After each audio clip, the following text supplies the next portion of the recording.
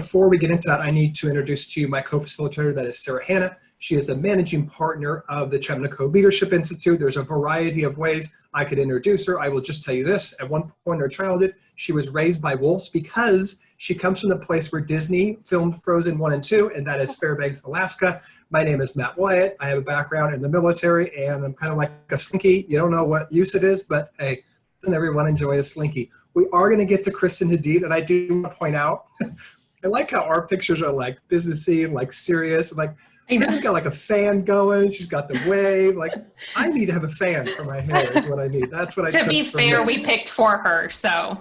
This is true. This is very true. Hey, before we get into that, though, we are going to start with you, and we're going to turn over to Sarah, please. All right. So most of you have figured out Mentimeter logging on a few minutes early to the call. We always like to interact with the people who have joined us and learn a little bit about you before we launch into our Q&As. So the best way to do this is to grab your smartphone. If you want to, you can open up a second browser and do a split screen on your computer. You go to menti.com, menti.com, enter in the code. We'll also put that into chat, 291060. If for whatever reason you cannot access Menti, you can always put your response into the chat, and then Jamie will put it into Mentimeter for you. So this is full service.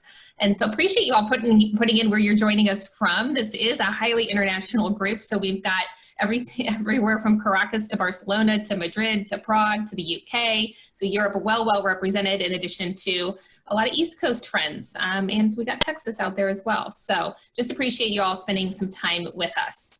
Did you say you all just because someone from Texas was here? No, I just say it. I do. It's just, now I know. We're going to have to be an English accent. Actually, it's really great because Kristen can do accents from all of these places. So that's what we're looking forward to. Yeah, each question is going to be in a different accent, which is incredible. So just really, stay tuned for that. All right, so this is a question just checking in with how everybody's feeling. I am feeling right now. And relative to this situation, I'm feeling optimistic. Hey, my team is great. We've adjusted perhaps. It's been a few weeks. We've kind of gotten our sea legs. Perhaps realistic, like this is going to take some planning. There's a lot that we don't know, but we're a realistic frame of mind. Pessimistic, tough decisions ahead. Perhaps numb, just I'm on autopilot, depends on the day, and then not sure, all of the above at times. And so what's interesting, we've asked this question not on every webinar that we do, but we've asked it a few times, and this is how it's been coming out. So regardless of the size of the group, and it's just an acknowledgement that we're all in different places. And so for some of us, hey, we're in that realistic, optimistic space. And then in equal measure, we've got people, and perhaps their situation is a little bit different. So speaking of that, to talk a little bit about perhaps how our businesses are doing. My business after COVID will be better than before. So we've been engaging with our clients, and actually they've made some pivots during this time, and they say we're actually going to come out stronger. Perhaps same as before, lower than before, and I'm unsure. Why do you ask me questions I do not know the answer to? So, and as we see those responses come in, and this one has shifted a little bit, I would just say in the last 4 or 5 weeks since we've started asking it, more people who are in the better than before camp. So perhaps that makes us all feel a little bit more optimistic, but then also acknowledging that we've got a good percentage who say it's going to be a little rough coming out of this, especially as we think about what the economy is going to hold.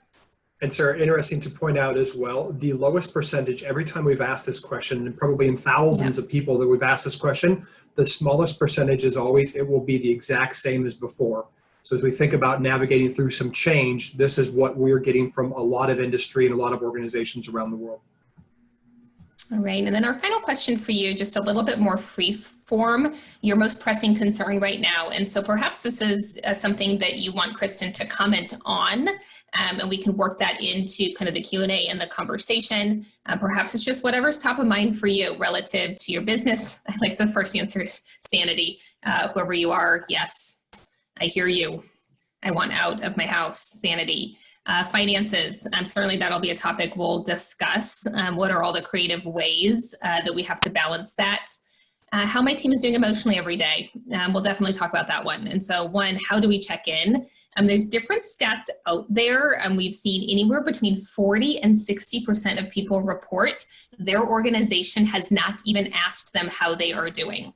which is pretty shocking no matter which number you look at. I haven't even been asked. And so kudos to anybody who says that's my top of mind concerned. Other people, the impact of COVID, mental health, childcare. When is that going to come back online?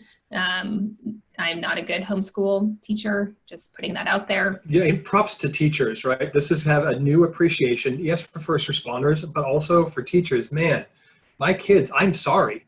Like that I give you my children every day. We were on a call, an entire state away said, oh, we have our healthcare open. And Sarah said, or childcare, preschool. And Sarah said, where is it? I'll drive there. It's 4 hours away. Fine. Put them in an Uber. Kansas City. I don't know what you're doing, but thank you. Here come my kids. Okay, right. Appreciate, and we'll capture this whole, so feel free to keep putting those in there if you haven't had a chance to.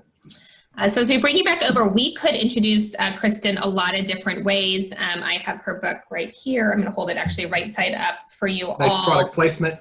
Nice product placement, of course. You know, she is a CEO. She did launch a company. She is an author of a book, but we're going to introduce her in a slightly less formal way. And so these are just kind of top 10 facts that we feel like you should know about Kristen. One, she has given up alcohol for 12 months, people. She made this decision prior to COVID, but actually stuck to it, which actually I think is the more remarkable point. Permission to Script has 5 stars on Amazon. So if you have not read it, please go out and get it, read it. It's a really quick read. It's filled with practical tools, which a lot of times I think leadership books, you're like, I don't know what to do with your story versus here's some things that you can actually do. Kristen and I share the same birthday, so I'm not going to tell you who's younger and who's older because that's pretty much obvious, but we share the same birthday. She is a PPP loan expert. We'll get into that. So having gone through the process, which we know can be laborious. And you know all those people that are like, hey, when I'm at home, I'm like exercising every day and I'm being super, super healthy, and I don't know, maybe I'll just pop out a book. Kristen's actually writing her second book, but we still like her anyway. Which makes us impressed and also angry. Also, she started her own company because, I don't know, she wanted a pair of jeans and you ended up being a CEO. So there's a story. Is a chronic overpacker on her trips, even though she travels a lot. Kristen, is this true? So true. Okay. We once gave a keynote soaking wet. She got caught in a rainstorm, goes into the venue. The venue gave her like a hoodie or something like that and some socks. But since her shoes are wet, she just decides, well, I'll just give the keynote in my socks. So I think that's when you know you've made it. And they're like, you're going to give this in socks? Cool, that's all right. So there you go. Splits time between Texas, Michigan, and Florida, perfecting the art of leading a team remotely. So uniquely qualified to talk a little bit about actually leading in a remote section. And lastly, made difficult decision to close Student Maid during COVID, still supports her team, and actually is going to talk a little bit about the reopening that is occurring now in a nice, slow and manner. So that is our guest, Kristen Hadeed. That's the best intro ever. Thank you. Of course. So we're going to stop the share and drop the slides in a second here and see if we can come back. And I know that Zoom is a little bit choppy, and so Sarah, if I'm breaking up, if you can take over on the questions, but maybe, Kristen, maybe just starting off with, before we get into all the details of this, can you talk to us about your mom and dad? What qualities did you get from them? My mom and dad, love them. They encouraged my sister and I, Lauren, to follow our curiosity and to go after the things that were exciting to us. And my dad's an attorney, and I remember watching him turn down cases that would really have made him a lot of money, but because he wasn't excited about the work, he turned them down. And so I think when I graduated from college and I had this small cleaning business, I got offered this really well-paid job in finance, and there wasn't really anything internally that felt excited about that. And so I ended up, sticking with the company that wasn't making any money at the time because I learned from my dad's example. My mom is the most empathetic, compassionate, giving, generous person I've ever met in my life. And her values absolutely were imparted on us. And I think, very much are the foundation of my company. And most importantly, they both taught us that it's okay to fail, that the only way to learn and to grow and to be better than you were yesterday is by falling down and then having the courage to get back up and try again. And so when my sister and I had hard moments growing up, my parents did not swoop in and save the day and do the hard things for us. They really pushed us to do those things on our own. And at the time, we weren't really happy about that. But now when I look back, I recognize that they were teaching us to be resilient. Hence I didn't have money to buy jeans, because your dad was like, you're not buying $100 pair of jeans. You can go work for that, right? That's really interesting. That's great. Thank you. So fast forwarding a little bit farther, if you could, and this is an interesting question to ask at this time, but if you could talk to the newly graduated Kristen Hadeed, you're thinking about taking that job in finance, you've got this cleaning company, you've just graduated from the University of Florida, what do you tell her? What's the advice? Get ready. Get ready, because it's about to get crazy. You know, at that point, I'm 21 years old. I hardly have any leadership experience, any business experience. At that point, we had, I think, 60 people in the company, and I had so much to learn. And the business that we're in, cleaning, you know, it's not a glamorous industry, and people generally don't love cleaning toilets. And so how do you create this environment where people feel like they matter and where they're inspired? And so I just had no idea at that point in my life how challenging it would be. And at times throughout my journey, I would wish that I had picked any other business and any other industry. And now I'm so thankful that this is the business that chose me, because I think I had to learn lessons that I might have otherwise not learned. Otherwise, the company wouldn't succeed. And so I'm very grateful that this is the industry and the business that I'm in. You know, it's interesting as you started remarking this. I remember when you and I met out and we were doing some work out in Aspen, and you were speaking. We were with a very, very senior crowd, and you gave a talk, and everybody was like, well, why don't we just all do what she's doing? Because there was a bunch of talk about millennials, and, you know, it just turns into kind of this generic circle of complaints. And then you got up and started talking about, well, I do this, I do this. Everyone was like, well, she's got all the answers. And I should have mentioned this in your intro, but there's something about you that is extraordinarily authentic because of how open you are.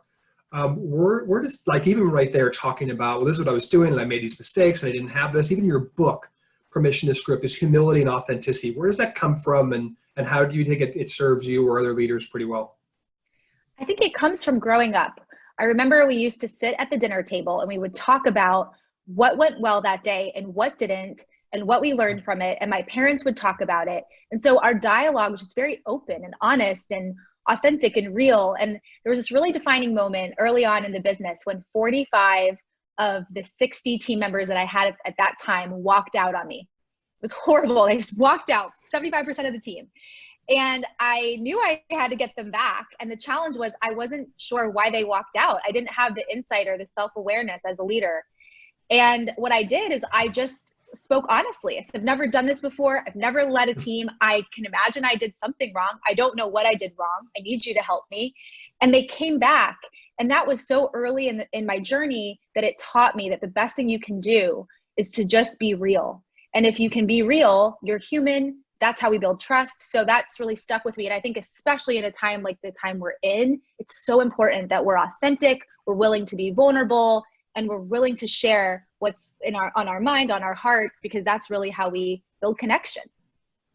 Yeah. So bring that idea into present time, and maybe whatever it was 6-7 weeks ago, you're making a decision and you have an essential, but literally you're a cleaning company. Like, you can keep your doors open from a government control standpoint. And so you have a really critical choice to make. Can you walk us through what are the factors that you use to make that decision? And then how did vulnerability play a role in communicating that to your team?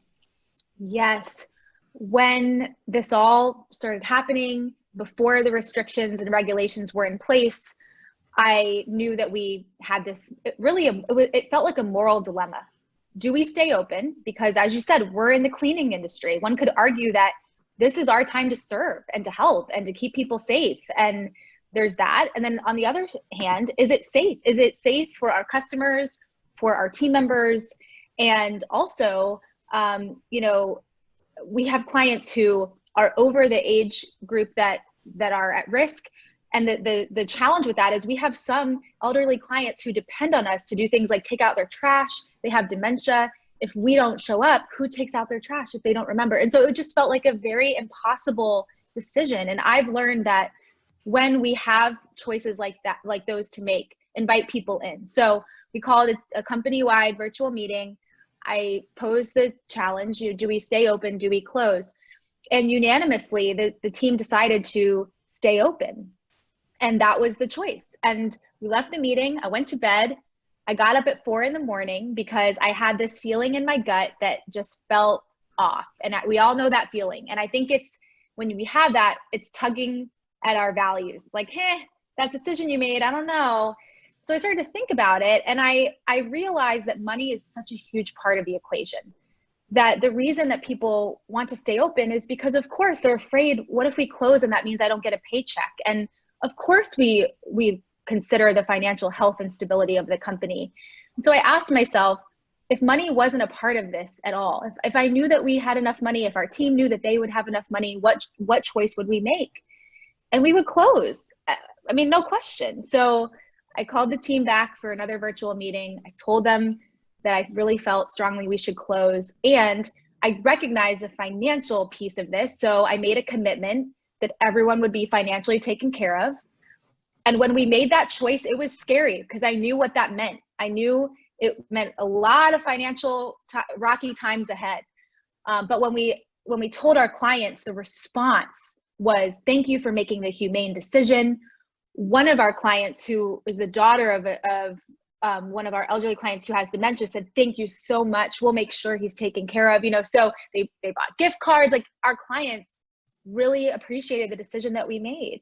So that was kind of how it all happened. When you're making these kind of decisions, maybe this is kind of a 3 parts here. Where, as a CEO that's making these kind of decisions, where are you going for trusted information? And then where do you go for, let's call it, support and or guidance? I have several mentors and also just friends that I really admire. I think the key there is people who embody the same values that are really important to you. And, I noticed that a lot of people that I admire are struggling with the same choice. And so just having people that can be a sounding board, and really we have the answers within us. It's finding those people who will seek to understand and listen and help us find what we already know is true. And I think that the team has really been that support for me. I feel very comfortable going to the team and saying, here's what I know and here's what I don't know and what I'm struggling with. And I would just love if we could talk this out. And I used to think before that I had to find a different support group for that. And then I was like, why not just talk to the very people that this impacts? And so we've learned to create that support within, internally. Yeah. And can you just talk quickly to where, as a business owner, where do you go for trusted information, COVID related, those type of things? Where's the source that you like? I mean, every day I read the latest on the news. Our local chamber has been wonderful with updating daily, different things related to the community and just overall. And I check that. And then I've got several mentors and coaches that we check in with each other, send each other resources as we find them. So, and that's a huge part of this, is staying in the know, and making sure that you're dedicating time every day to stay current, because there's so much that's changing every day.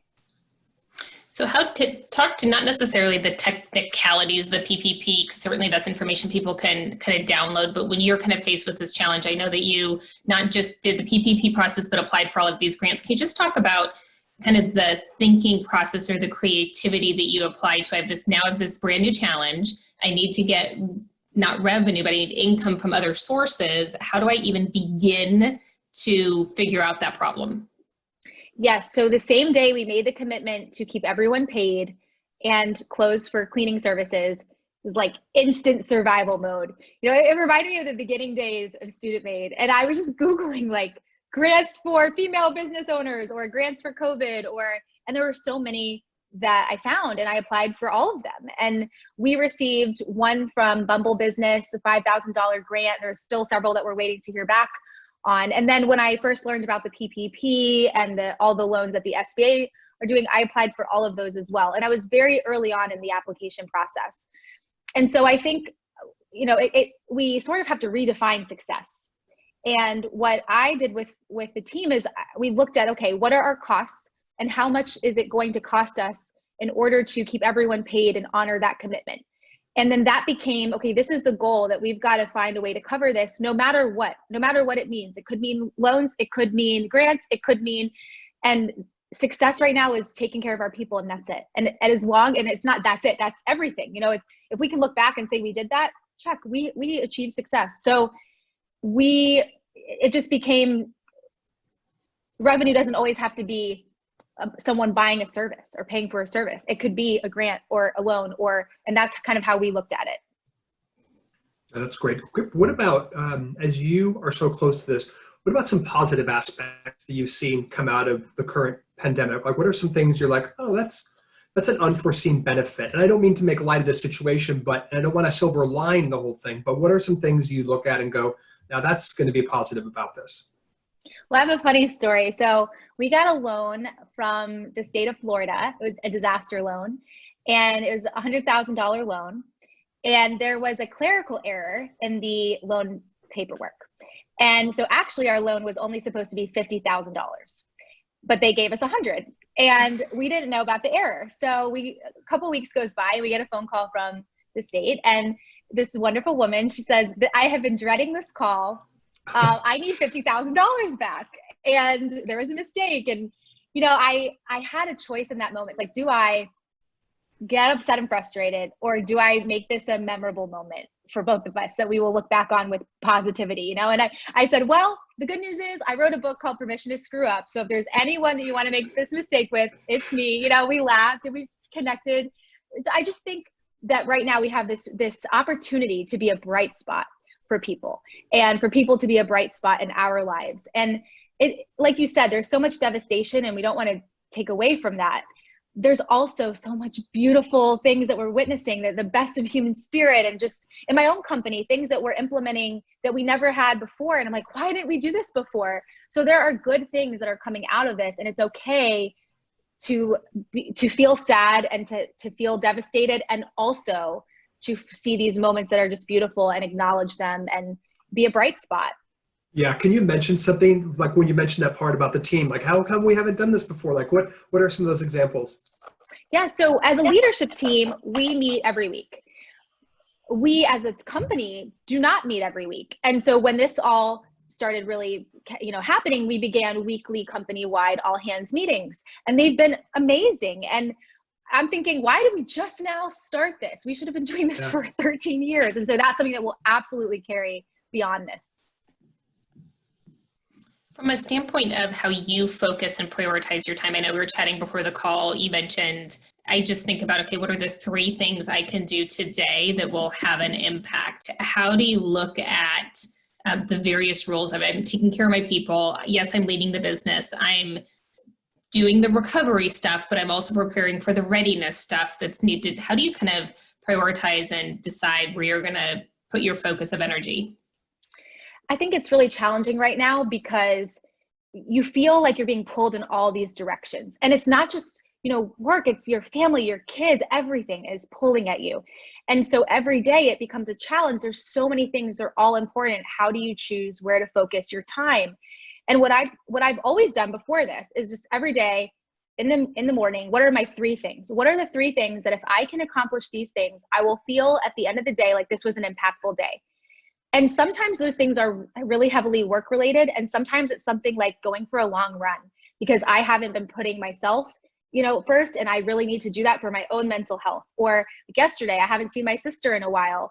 And so one of my 3 things was to spend quality time with my sister. We're in the same house, but we're both so busy, we're not really connecting. And so it changes every day, but impact can be whatever you define it as. It could be financial impact. It could also be the impact on your mental health, your physical health, your relationships. So I think balance it's really, I would say, impossible. Like, how can we be equally balanced every day? I think it's just looking at your day and making sure that the things you're choosing to focus on, you're not too heavily focusing on one area and completely neglecting another. It's just kind of this constant flow. And sometimes you're going to give more energy to work and sometimes to family, and that's all okay. Can we talk about, I like what you were mentioning about, like, I'm going to redefine success. And in this case, success is about all of us making it through. It's not about saving a company. It's about saving each other. That's what success looks like. So you go out and you do all this stuff. You're very vocal on social media, so I really enjoyed the post where Danny Meyer, local St. Louisan, he had a lot of money because of the restaurant loophole, if you will call it that, for Shake Shack, and then gave it back. I believe the number was 10 million, I think. Mm-hmm. And then you called out another real big steak joint that has two first names in it as like, hey, listen, take notice. Tell me about the business leader's responsibility in a time like this. So this might even be part of human evolution. Like the fact that you're talking about this, other people are mentioning it. So tell me about how did you come to that conclusion as your responsibility to take care of your employees in this way? Well, I think, the example you're sharing is the PPP program was intended to help small businesses, but the program was released so quickly that a lot of the stipulations weren't clear. And so you see these larger companies applying for those funds, and small businesses understandably are upset because that money was intended for small business. And I have empathy. You're looking at trying to figure out how to best take care of your people. So I can't necessarily blame them for applying, but morally and my values, I wouldn't if I was in that position. I think that, my every day, I'm focused on how can I best take care of my people. And sometimes that's, I don't want to, I don't know the name of the steakhouse that shall not be named. I would like to think that was the same mentality that they had in looking at to apply for that. But I think our values are more important than ever, and making sure that the decisions we make are in line with those values, because really this is the greatest test of leadership, of culture, of all of that. And right now people learn what we really stand for. Do we really walk our talk, or are the values that we say are so important are just merely words on a wall that we don't really live by? And I think we're earning future loyalty right now with the choices we make and the choices we don't make. Yeah, thank you. One of the questions that's coming in is how does technology help you manage the emotional management of your team, the fear, the anxiety, what have you? And I'll just kind of add on to that. How do you build trust virtually? And it's something that you've already been doing. It's not you can do this inside of COVID, outside of COVID, but how do you create that connection when you're limited to this kind of a format? Our leadership team has been fully remote for the last 5 years. And I remember it being such a shock, from going to being together in the same office to now we're behind screens. Some of the members of our leadership team moved across the country. We're in different time zones. And so fortunately, we've learned a lot that I think has really helped us for this time.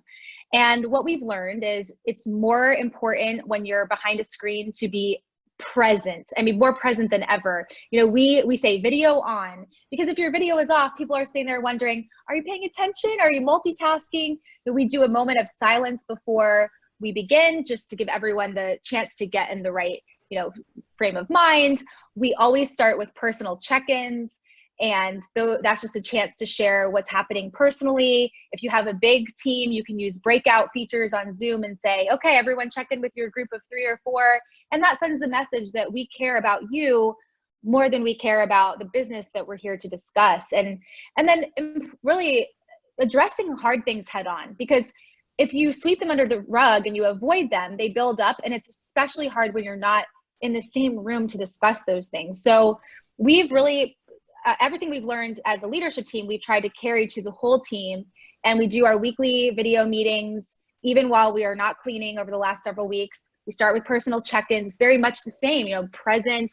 But it is an adjustment. It is. Yeah, it's a great question to ask, but even being on Zoom and watching how great a communicator you are, but you would think about if this was just a call without the video, how much we lose in that communication part of it. I think there are different platforms, but Zoom can show up to 49 different individuals on video at one time. And so I know there are a lot of platforms out there. Zoom is just one of them. So on video. Hey, your job. So you're an author, you're a jet-setting keynote speaker, you hang around with really important people, you're a CEO, you started your own company. Something about your job that people don't know, but you wish they did. Something about my job that people don't know that I wish they did. I feel like everyone knows everything because I have such a big mouth and I tell everybody everything. I guess it would be the enormous responsibility I feel every day to take care of the people that work with me. And I don't take that responsibility lightly. It is on my mind when I go to sleep. It's on my mind when I wake up. And I think right now it's an even larger feeling of responsibility, because it goes so much beyond providing a paycheck.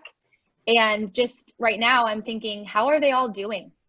You know, how are they having a hard day? Are they having an okay day? You know, and I want to be there for everyone. And so it's just, it's a lot. It's a lot. And it's an enormous responsibility and opportunity. Yeah, thanks. Kind of building on that, if there's some people listening in and who will listen to this recording who might be in a similar position, and perhaps their leadership role is they're leading a team or they're also running a company, what's your kind of 3 pieces of advice or, hey, 3 things you can do tomorrow along those lines to kind of share that same feeling of responsibility? Yes. So whether we're leading ourselves, leading a team, 3 things I would do. 1, acknowledge fear. Say it out loud. What are you afraid of as you look at this next chapter? If you are leading a team, ask your people what they're afraid of as we look at this next chapter, and have that conversation out loud.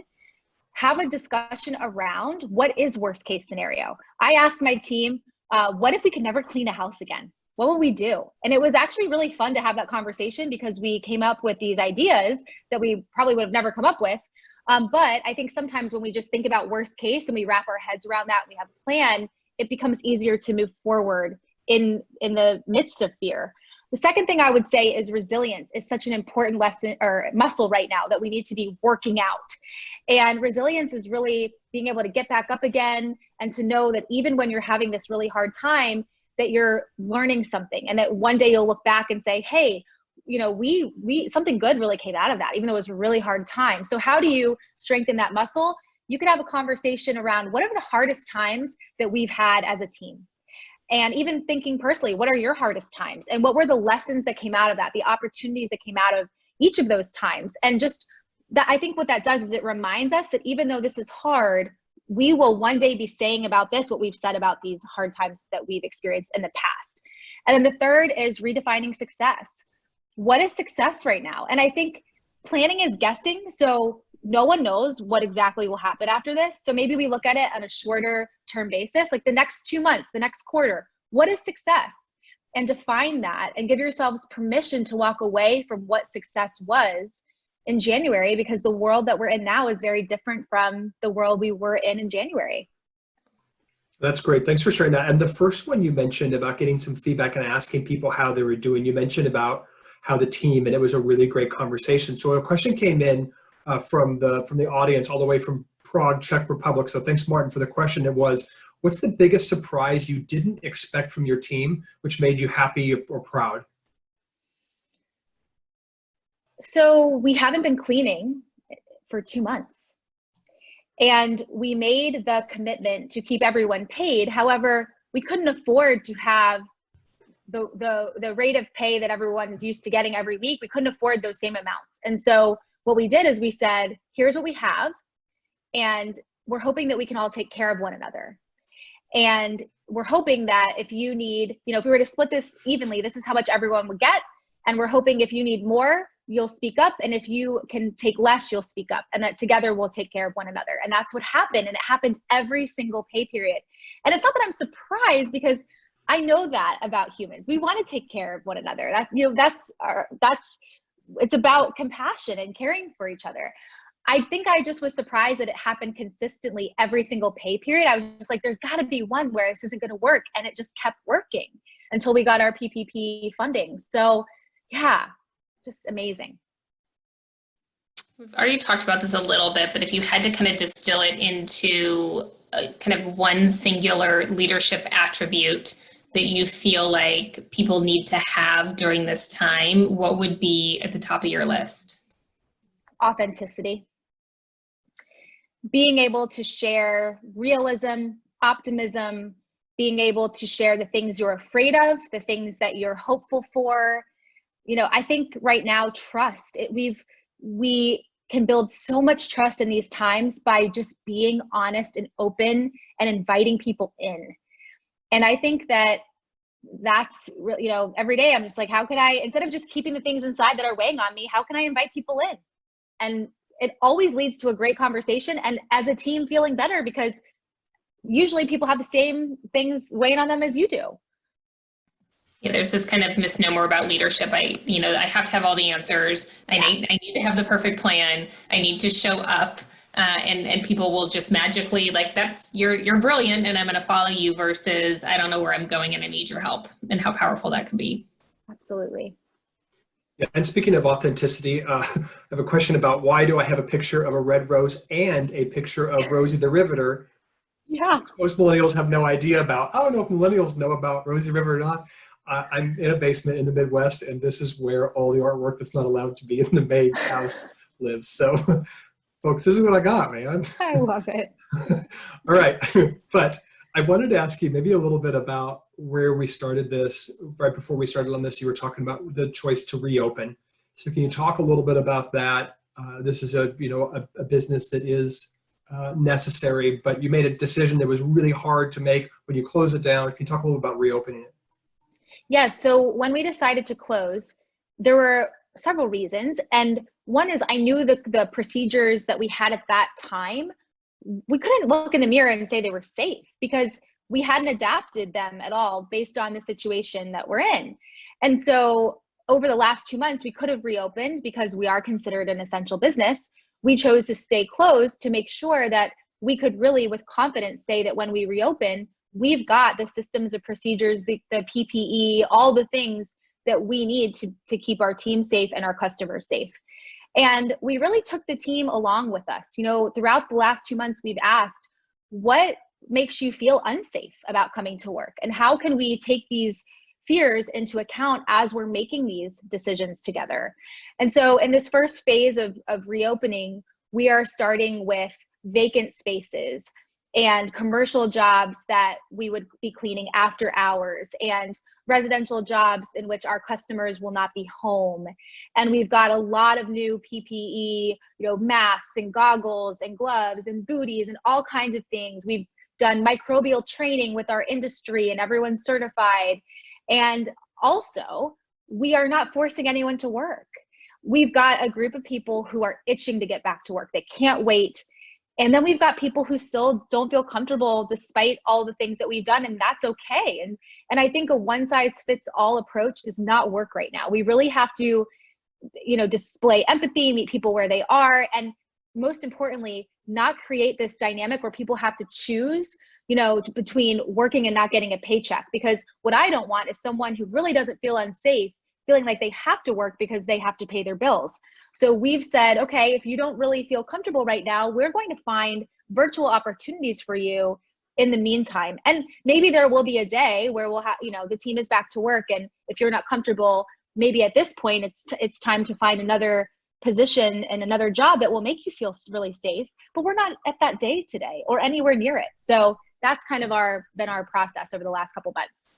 And it's interesting because as you're talking about it like that, you might imagine how that's going to impact recruiting, either positively or negatively in the future, about how organizations are showing up today, right? Absolutely. Absolutely. And our customers too. We have customers who really want us to come back, and customers who are saying, I would like to wait a couple months, and honoring where they are.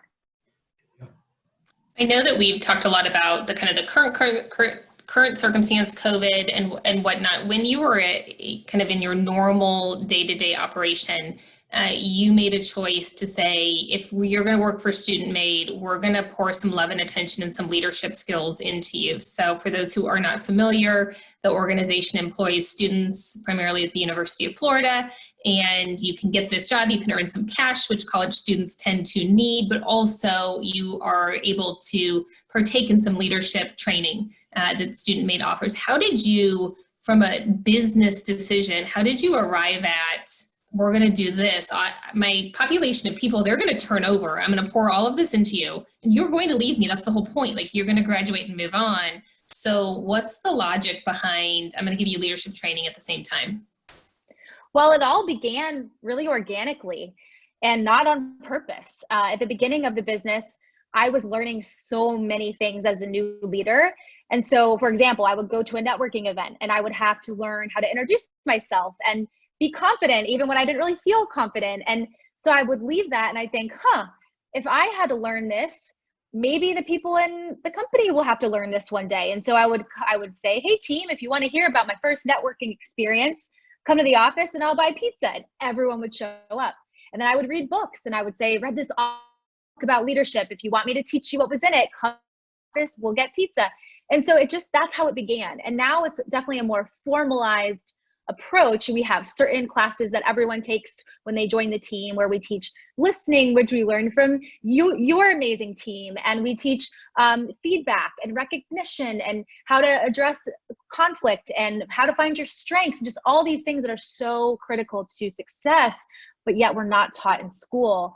And then the job itself is designed to really empower, help them build resilience. They don't have anyone over their shoulders. They're working in teams. Really, the students lead the company. And so I think what happens is we define success in business and in leadership a lot by retention. If your people are sticking around, then you're good. And so what that does is we focus on that measure. And I think it can lead to us keeping people hostage. Like, people want to move on, but we manipulate them to stay because, oh no, if they leave, our retention score is affected. And what we've tried to do is say, no, the point is we're here to help you get your wings. And then whenever you're ready to use them, we're going to stand back. And sometimes that means that you're going to use them to go somewhere else in our company. And sometimes that means you're going to go out and make your mark on the world somewhere else. And we support you no matter what. And it's almost like once you stop focusing on retention, people don't want to leave because they know how much they matter to you. Which is interesting. You caused the opposite problem. No, I really want you to fly free. Yeah, there's a question. Go, fly free. Matt has a story about ducks that we'll tell you offline. There's a question in the chat that is curious how you choose which training and philosophies to follow. Like, what are your go-to sources? You all, for sure, is our number one. We take a very custom approach. So we do something called Development Day once a quarter, where we bring our whole team together, and it's a day of just investing and pouring into them. And it's not about cleaning, and it's all about just leadership development. And we really ask them, what do you want to learn about? What are the topics that are on your mind? What are the skills that you want to hone? And we really try to drive our curriculum based on the current needs of the team and the interests that they have. So that's a great transition, because another question came in and it said, and then we're going to ask this one that I think Sarah's going to transition us into a little lightning round with you, if that's okay. Yeah. And then we're actually going to give some leadership development content right here at the end of it for the audience. But the question is, in addition to authenticity, what soft skills should leaders develop in the quote unquote new normal? First of all, why do we call them soft skills? They're so hard to learn. And everything. Hey, just the reader of the question here. I know. We're with you. I know. Okay, so let's see. Problem solving, vulnerability, communication, empathy, relationships. I might have already said communication, feedback, how we handle tension. I really think that the soft skills are really what determine success. I think that's the approach we've taken, is like, how can the cleaning skills are important, but how can we invest and teach as many of these soft skills as we can? Yeah, it's a great point. And I think research would say that about 80% of careers, as it gets into a senior level, are derailed, not because of your thinking prowess or your strategic alignment or your understanding the industry. It's derailed because of those, because for some reason you just can't get along with people. And just give you a little bit of training. It's really interesting to think about, Raj Sisodia is a good friend of ours as well. And what you kind of described a lot is the responsibility of business to develop people. Like, we didn't stop learning just because we're out of college as adults, right? Yeah. Sarah's got some really quick questions for you. We call it the lightning round. Okay, I'm ready. Are you ready? Let's do it. Let's go. Best advice you ever received? Things don't go according to plan, and that is the plan. Wow, that is lightning. That was fast. Usually we have to wait for these things to come out, but goodness. So good. Well done. Worst job you ever had? Working in a bagel shop. Okay. As a what? As a bagel toaster. Hold on. What other jobs are there in a bagel shop? Like, marketing. Cream cheese spreader, bagel toaster. Just curious. And the reason it was my worst job is because I was alone every day. It was just me. That's why. Toasted bagels. I like it. Favorite book? Oh, don't do this to me. Delivering Happiness by Tony Hsieh, because it taught me that culture is a feeling. And for those of you who have not been on Kristen's website, you can go and get her whole reading list. So that's why it's a tough question for her to answer, because she's an avid reader, and she color coordinates her books. So there's a fact. What is one thing everyone should know about growing up in Florida? Like your home state, home city. What's one thing that you go, this is what people either get wrong about Florida or everybody should know about Florida? You take the beach for granted. I'm sitting here thinking, why didn't I go to the beach more? Good place to run. Speaking of which, where's the place that you go to recharge? It can be anywhere. I do think weeks where I just go by myself for a week. I think, I reflect, I read. And what the last place you did that? Where'd you go? Michigan, in our home, but I was by myself in our home. Got it. And you had to have dinner with someone alive today, right now, who would it be and why? My parents, because I miss them. I haven't. Are they not in your house? I've gone. No, this is the longest I've gone without seeing them. Okay. It's kind of funny, actually. You're the second person to answer our lightning round question that way. And so typically you would get kind of the famous person or the thoughtful person or favorite author. And I think it speaks a lot to the current times and current condition that people are like, I pick a family member, somebody that I just miss a lot. And then final lightning round question, your last piece of advice for anyone who's a small business CEO during this time.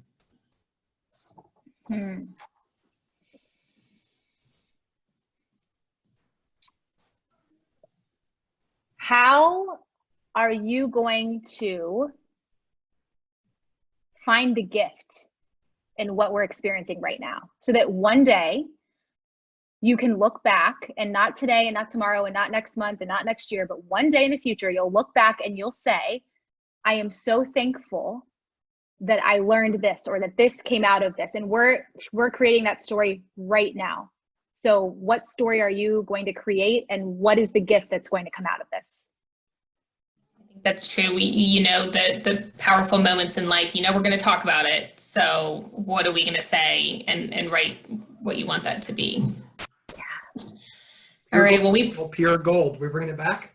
Pure gold. We're bringing it back to the slides. We promised you guys just kind of one kind of leadership tool, tip, trick, idea that you can actually implement right now today. And so we picked one of Kristen's favorites. She wrote about it in Permission to Screw Up. I know that she uses it all the time. So I'm just going to give you the tool, and then she's going to talk about how she uses it and the impact that it's had. And it's a real simple one, and it's FBI.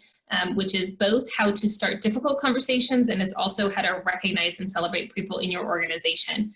It's directly tied to why emotional intelligence is so critical, whether we want to call it a soft skill or not, why it's so critical from a leadership standpoint. My ability to share how am I feeling about a situation, what the behavior is that somebody is doing, and what the impact of that behavior is on other people. And so if I'm trying to start a difficult conversation, whether it's in that kind of category of confrontation, or perhaps it's just feedback, rather than saying, here's all the 20 things you've done wrong, I'm going to do my best to articulate, here's how I'm feeling about it. I'm going to approach the person. I'm going to say, I really need your help. This is kind of a generic answer, but I'm just anxious and worried. You're repeatedly interrupting people in meetings and have missed opportunities to listen. The team, I have noticed, is less willing to speak up, and overall our team engagement is down. I really need your help to improve our culture. It's a different way to start that conversation when things are really tough to talk about. On the positive end, that formula is exactly the same. And so I'm going to think about it in the same way when I want to recognize the positive things I'm seeing in my organization. So what is the feeling? And this is the tough part. I have to dig in and say, how is this actually making me feel what is that specific behavior? I want to call out if I want to see that behavior more often, I want to name what that behavior is. And then I'm going to say, here's the ripple effect of that behavior. And I really need you to know the impact you're having on the team. So I'm inspired by your commitment to our continuous improvement journey, your thoughts and ideas on how we can work better as a team, not only save us time, they encourage others to think more creatively about their work. We're a better, stronger team because of you. So same formula, feelings, behavior, impact works for both. And I'm going to turn it over to Kristen to talk about how she's used this tool. We love the FBI. The FBI is actually a part of our training, and our team members learn about the FBI before they learn how to clean a window or vacuum a rug. I think that it's really effective when we can all use the same feedback language. And oftentimes, especially in my company, the people that are working with us, this is their first job oftentimes. And even if it's not our first job, we aren't taught this in the classroom. And so we emulate maybe what we've experienced when it comes to recognizing and celebrating people, starting difficult conversations. And sometimes we have really healthy examples and sometimes we don't. And so we found that just teaching this, it makes it really easy. You can go and say, I need to give you an FBI, and everyone knows what that means. It's been really powerful. And I think it teaches people how to use their voice. And really, we want everyone to be heard and seen. And so this is just a really great way to help accomplish that. Thank you. Thank you. Let's talk about some feedback, if we don't mind. Speaking of that, so the first piece of feedback is for you all to give to each other. So I'm going to go back into Menti, if you don't mind, and we're going to ask our last question here, and that is, what have you learned or will do differently as a result of this interview? This is not about the webinar itself, but about you all sharing to one another. What's something that you took from the interview when Kristen was talking about these things? What's something that you're going to do differently, or something you learned that you're going to bring into your organization? These will start coming up. I know it takes a little bit of time to put them into your smart device, but as they come up, we'll just read these off for people to share to each other. FBI, and if someone just joined the interview or the webinar, they're like, Federal Bureau of Investigation, that's what you learned from Kristen, interesting. No, it's feelings, behavior, impact. We are going to send you the slides as well. Have an opportunity to be a bright spot. Yeah, I love your one piece of advice. Look for the gift. What's the gift that's coming right now? Acknowledging fear, that being both authentic and vulnerable in there. Good one. And we're going to transition back, and I know we're going to talk a little about this. Please keep putting these in. What we will do is we'll download these download into a PDF. We'll send these to all of the attendees so you can see what you all talked about. I see some really great ones, things that are about compelling story, about what I want to look back when I run this over. I think I like the question Sarah often asks is when we're deciding where we're going to go eat or something like this. She says, what's future Matt going to think about this? So I think it's a great phrase. I usually make it when Matt overcommits to something and I say, what's future Matt going to say about that?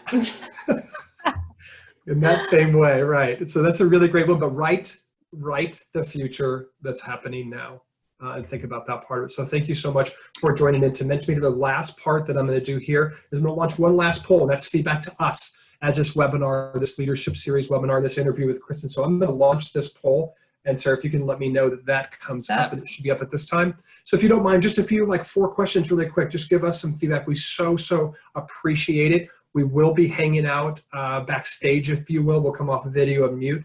But just so appreciate, Kristen, your time today with us. You are a spectacular person and an incredible leader. And that was once again on display, pure gold. Thank you. And I always end with a Zoom hug. So if it's okay, yes. I'm going to hug everyone. It looks like an eyeball exam. Hugs. Thank you, everyone, for joining. Absolutely. Thank you, Kristen. Appreciate our international audience, and we'll get the recording to you as well for anybody who might want to listen to it.